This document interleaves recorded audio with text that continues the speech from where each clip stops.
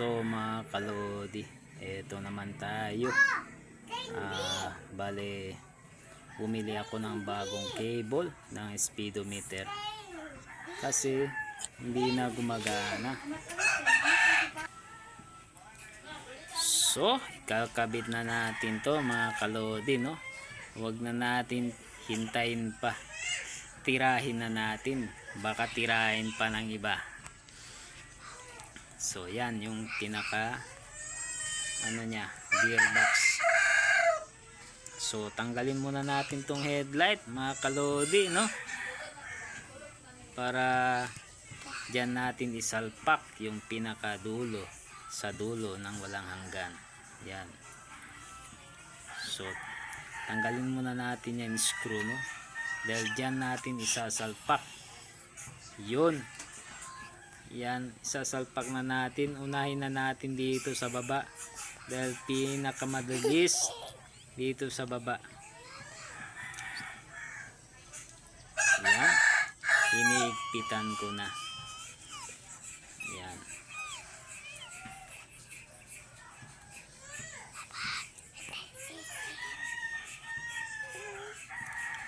So, ayan na nga mga kalodi.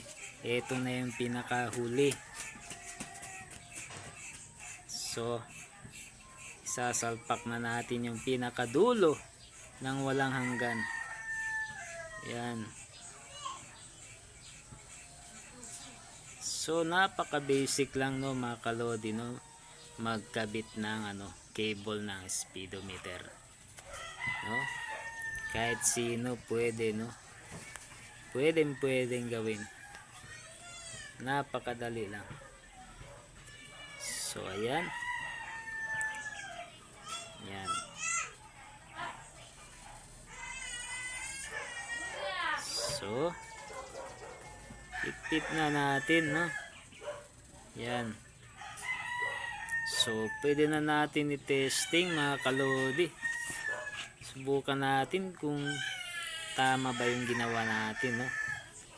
So, may assistant ako dito, yung anak ko. Siya yung gagawin kong roller coaster. So, yan na. Testing na natin, no? Papagulong yung pinakadulo ng So, yan. So, gumagalaw na nga mga kalodi yung arrow, yung niya, needle niya. Ayan, gumagalaw na. So, tama lang yung pagka gawa natin mga kalodi. Tama lang pagka kabit natin ng cable. So, yan, hanggang dito lang tayo mga kalodi, no? Maraming salamat sa inyo sa panonood. So, yan.